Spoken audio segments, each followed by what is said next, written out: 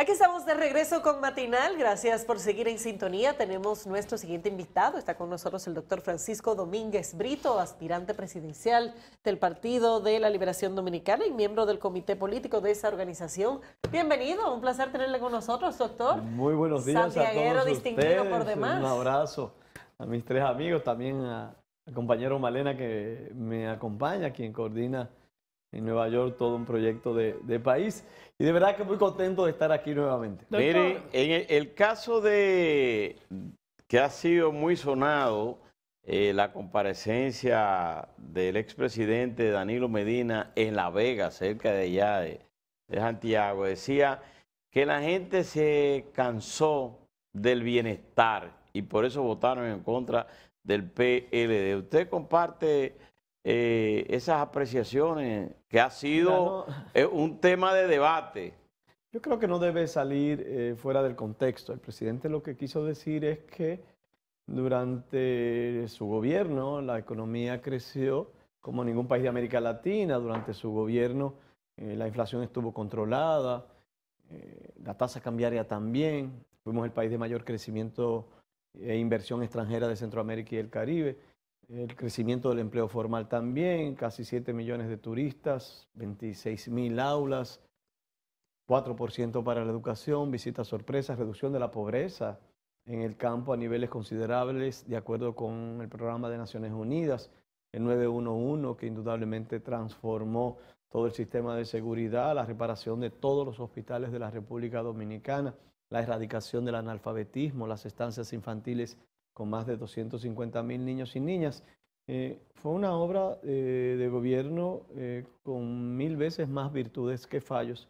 Y es una de las cosas que nosotros reivindicamos y que les decimos a los compañeros y compañeras del Partido de la Liberación Dominicana con la cabeza en alto, con ese corazón henchido de entusiasmo, de que hicimos grandes esfuerzos por la República Dominicana. Fue malinterpretado Yo pienso el expresidente. que hay que entender qué quisimos decir o qué quiso decir el presidente con eso. Es simplemente decirle al pueblo y decirle a los dirigentes, estas fueron las obras de nuestro gobierno, vamos a defenderlas. Vamos a agradecer al pueblo dominicano que durante muchos años apoyó al Partido de la Liberación Dominicana. Vamos a reconocer el derecho legítimo que tiene el pueblo también de la alternancia, de buscar en otros partidos, digamos, un nuevo futuro o un cambio como ellos vendieron. Pero sigamos nosotros siendo lo suficientemente humildes para cambiar algunas cosas que tal vez no hicimos bien, pero sobre todo también lo suficientemente conscientes para defender aquellas cosas que hicimos. Hoy hay grandes retos que ustedes saben que tenemos por delante. Hoy es un día confuso, sumamente confuso desde el punto de vista del manejo de la economía y del devenir del presupuesto de la República Dominicana. Vemos cómo los senadores del partido de gobierno, en un mensaje bastante contradictorio con el mismo gobierno, se lanzan a un proyecto de reforma tributaria contrario a todo lo que está estableciendo el presidente de la República. Bueno, senadores del gobierno y senadores de la oposición. Ellos son la mayoría. Ahí se recogieron y se arrumbaron todos. Ahí está Fuerza del Pueblo, ahí está PLD, ahí está PRM. Sí, pero ese no es o al revés. La oposición es la oposición y la oposición tiene su visión. El gobierno es que tiene que tener una coherencia en este momento porque es quien encabeza el liderazgo nacional. Es en ellos que está la decisión. La oposición son 2 o 3 senadores que están ahí, que no toman decisión. Y ahora el presidente de la República va a hablar esta noche. ¿Qué va a pasar?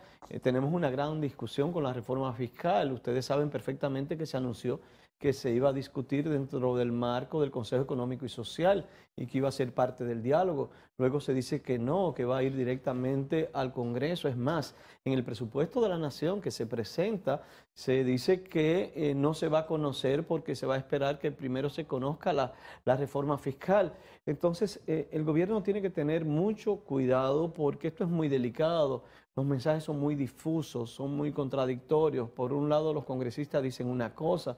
Por otro lado, el director de presupuesto dice, al igual que el año pasado, que se iban a vender activos. Yo no sé si ustedes recuerdan que en el presupuesto del año pasado se estableció que iba a haber un ingreso, creo que de 70.000 millones de pesos por ventas de activos. No hubo ninguna venta de activos, no tuvieron que hacer una serie de reformas y ahora se está planteando nuevamente la venta de activos. ¿Y qué es lo que se quiere vender en manos o en palabras del director de presupuesto? En principio, la distribución o la producción de energía a través de las hidroeléctricas. Pero el mismo pacto fiscal que promovió el gobierno del presidente Abinader dice que las hidroeléctricas son de seguridad nacional, que es un patrimonio de la República Dominicana. Entonces yo no entiendo cómo un pacto fiscal que el PRM cuando estuvo en oposición no lo quiso firmar, que cuando llega al gobierno nos convoca y el PLD va y lo firma. Un pacto fiscal que dice que no se deben vender las hidroeléctricas. Y entonces, meses después, el director de presupuesto y en el presupuesto de la República remitido al Congreso, se prevé la venta de eso. Ahora se dice que no, que de dónde se sacó eso, que eso es mentira. Es muy delicado porque la economía depende de mucho de los factores de confianza, de la coherencia. Y yo lo que hago es un llamado al presidente Abinader que tiene que manejar mejor el tema comunicacional, el tema de la coherencia de sus funcionarios, a los fines de poder lograr una solución más efectiva, digamos, de lo que él pretende con la reforma fiscal, que de por sí yo siento, no sé ustedes, pero no puede afectar a la gente más pobre. Yo creo que ya basta de... ¿Pero es un tema de comunicación o es un tema de improvisación con relación al tema? Para muchos es un tema de improvisación, de que no tienen rumbo, pero yo creo que también hay un tema de comunicación. Yo creo que hay ambos temas. Cuando tú notas que el ministro de Interior, alguien que aprecio, dice que no hay dinero para combatir la seguridad ciudadana, entonces tú te mortificas. Pero usted está de acuerdo con la eliminación de exenciones en la reforma fiscal, en la aplicación de más impuestos a algunos productos que no están, reducir a un 16% o quizá un 12%. ¿Cuál es el tema que plantearía? Yo estoy de acuerdo con lo mismo que planteaba el candidato Luis Abinader, no ya el presidente. El candidato Abinader, meses antes y días antes de la campaña, decía que no procedía a reforma fiscal, que no procedía a nuevos impuestos, que era suficiente con un manejo austero y diáfano de los recursos públicos, que no hacían falta más préstamos, que no era nada de eso necesario, que simplemente con un gobierno eficaz y eficiente todo se iba a poder. Y hoy el presidente Abinader dice, hace falta más préstamos, hace falta reforma fiscal. Hay un problema de credibilidad, fue lo mismo que con otras promesas. Vamos a dar $500 a los militares y a los policías, y no fue así. Vamos a darle 10,000 pesos mensuales a los desempleados dure la pandemia, y no fue así. Vamos a duplicar la tarjeta Solidaridad, y no fue así. Y luego medidas más todavía populistas. Vamos a bajar los precios del combustible y del gas, y no fue así. Vamos a bajar el precio de los artículos de primera necesidad, como la comida, el arroz, el pollo, no fue así. Hay un problema muy serio donde la población se va sintiendo engañada, se va sintiendo como que le mienten. Y decía el tema de seguridad ciudadana. Primero había un plan de un gobernador, Giuliani me parece, y era la panacea de la seguridad ciudadana, y aquí se contrataron hoteles y fue toda una parafernalia, y luego eso se olvida, y luego ocurre la muerte de 2 parejas evangélicas, y de manera histérica, improvisada, como tú dices, sin planificación, convocan a una comisión de la sociedad civil, mucha gente buena, pero que no conocen la realidad de lo que está pasando con la policía. Luego eso se olvida y matan a una ingeniera que viene de la celebración de un cumpleaños con sus padres, y nuevamente se convoca la reforma policial, y mañana se olvida y no entienden el problema. Te reitero, aquí sí hay un problema serio de improvisación, de que no saben hacia dónde quieren ir, y tienen que sentarse. Doctor, tienen que sentarse. Un tema que tiene que ver con usted, porque usted fue Procurador General de la República. Creo que hay algo que dice que es mejor tener un culpable en la calle que un inocente preso. En República Ahí se basa el principio de la presunción de inocencia. Exactamente. En República Dominicana se da una situación que yo digo que es para mí es un atropello a la dignidad de la persona. Se dio en el gobierno de Danilo Medina, se hizo en el gobierno de Danilo Medina y no sé si de Leonel Fernández, y se dio en el gobierno de Abinader. Por ejemplo, de los encausados por el caso de Odebrecht, apresaron 16, salieron condenados 2. Pero esa gente fue apresada en un aparataje, sacado, esposado de madrugada, frente a sus familiares. Ya eso no se le borra nunca. Igual ocurrió con los que están ahora presos. Fueron sacados, esposados, donde su familiar. Vamos a suponer que todos sean culpables o que algunos de ellos sean culpables y otros no. Los que no quedarán con esa mancha toda la vida. Entonces yo digo, son gente que se condenan desde un principio cuando se hace ese tipo de cosas por parte del Estado. Y también le traigo el caso, por ejemplo, tenemos culpables por sobrevaluación de la empresa Punta Catalina, pero ahí no están quienes la sobrevaluaron, los empresarios. Tenemos culpables por otras cosas de sobrevaluación de la Victoria, pero están presos uno, pero los que la sobrevaluaron tampoco están. Entonces, yo quisiera que usted me explicara esos detalles. Mira, de los detalles de cada caso no te puedo explicar. Lo que sí yo te puedo decir es que la lucha contra la corrupción tiene que ser un eje básico y transversal en todas las políticas públicas. Lo segundo que te puedo decir, que tal y como dices, hay una presunción de inocencia y todo el mundo tiene una familia, todo el mundo tiene un honor. Y cada persecución y cada decisión debe ser bien pensada, bien analizada y tiene que ser atendiendo a los criterios de profesionalidad. Y lo tercero que te quiero decir, uno de los grandes problemas que hay en la República Dominicana en la lucha contra la corrupción es la impunidad. Y si alguna conclusión tienes que sacar de todo esto es, primero, nunca un inocente encausarlo. No es tan fácil, buscar la verdad no es tan fácil. Pero nunca que un culpable se salga con la suya. Yo personalmente abogo por una segunda ola de reforma en el sector justicia, que pueda ir profundizando el Estado de Derecho en la República Dominicana, que se respete el debido proceso, que los mecanismos de persecución sean mucho más eficaces, que haya un sistema nuevo de evaluación de desempeño de jueces y fiscales, para que en eso y otros casos cada uno de estos actores se sienta que está vigilado, que podamos mejorar todo el sistema de formación de estos actores, jueces y fiscales e investigadores. ¿Y sería necesario modificar la Constitución para eso? Yo creo que sí. Yo pienso que el Consejo Nacional de la Magistratura tiene que ser abierto un poco más a actores más académicos y de la sociedad civil. ¿Cómo cuáles? Pienso como rectores de universidades, expresidentes de la Suprema Corte de Justicia. Realmente son actores o personalidades del derecho o de otras áreas. Igual pienso que la creación, que en su momento personalmente apoyé y todos apoyamos, del Consejo Nacional del Ministerio Público y el Consejo Nacional de la Judicatura, su composición, su forma de elección y sus atribuciones tienen que ser nuevamente reconsideradas porque se van creando una especie de sindicatos que no hace bien.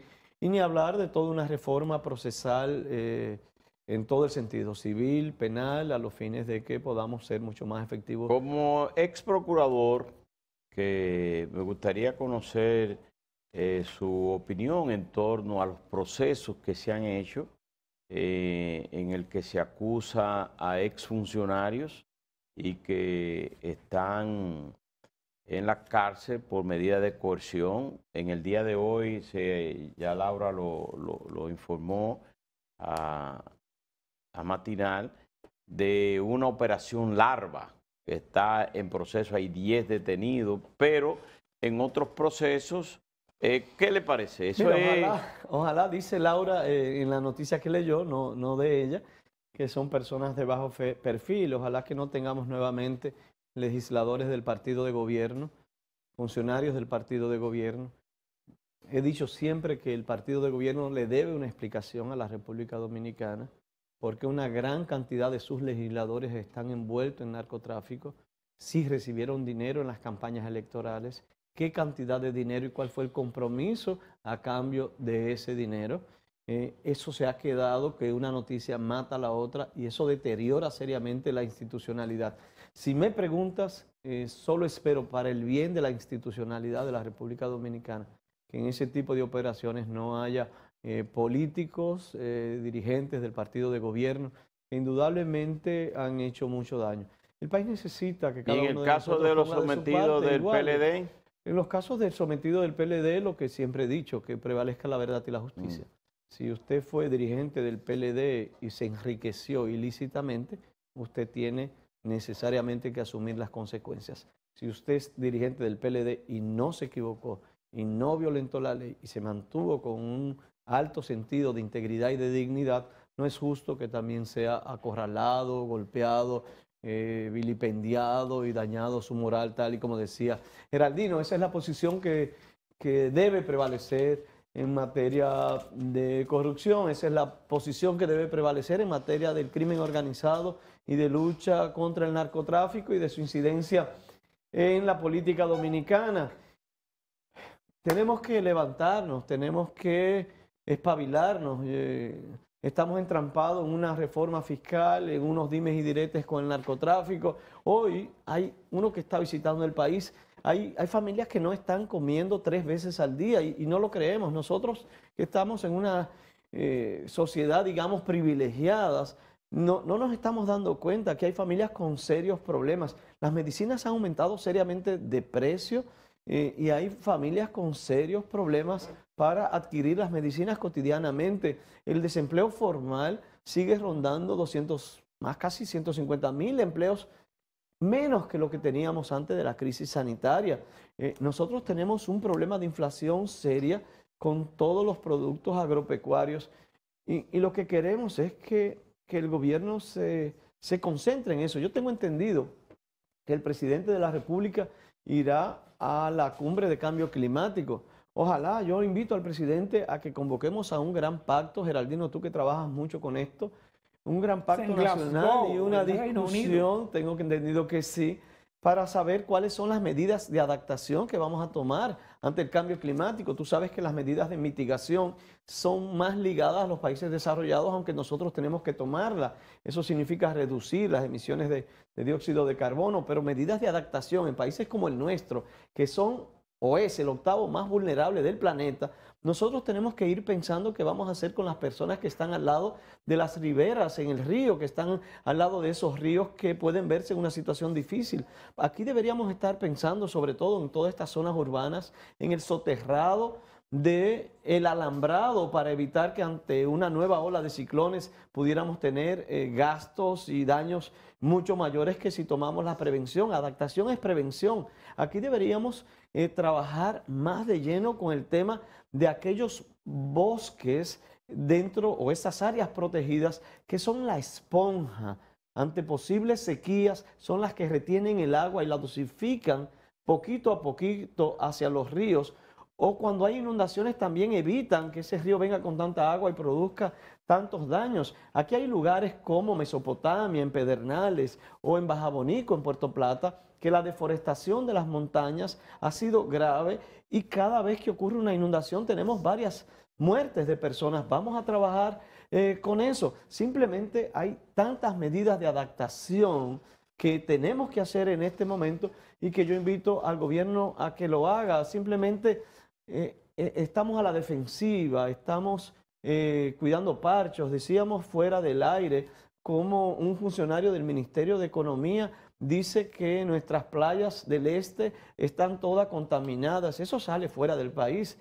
Eso genera inmediatamente una reacción, me imagino, yo especulando, del ministro de Turismo incómodo, porque eso le hace daño a toda una población. ¿Cómo afecta a Boca Chica, a los comerciantes, a todos esos sectores productivos que están ahí? Pero al otro día entonces dicen todo lo contrario. Entonces, ¿cómo afecta a la credibilidad de las instituciones del Estado, donde una persona dice una y la otra dice la otra? Esos son los temas que a mí me preocupan en este momento. Finalmente, y bueno, son los 2 temas más importantes del día, el tema de los senadores y su propuesta de pseudo reforma y el tema de lo que presentará el presidente de la República esta noche. ¿El PLD va a fijar posición con relación a esos temas? Oficialmente el PLD dijo que va a esperar la propuesta para fijar una posición. Personalmente, y retomo con lo que decía el presidente Abinader cuando era candidato, entiendo que no es momento ni remotamente de más impuestos. ¿Te plantea posponer? Si usted me pregunta a mí. Posponer la reforma. A mí, ¿yo qué haría? Sí.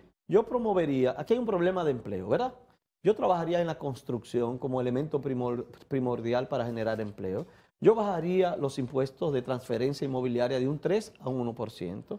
Yo bajaría los impuestos sucesorales en materias inmobiliarias para generar la posibilidad de traspasos y saneamiento y deslinde de los nuevos inmuebles. Yo bajaría los impuestos del ITEVIS o cualquier otro de impuesto a todos los materiales de construcción.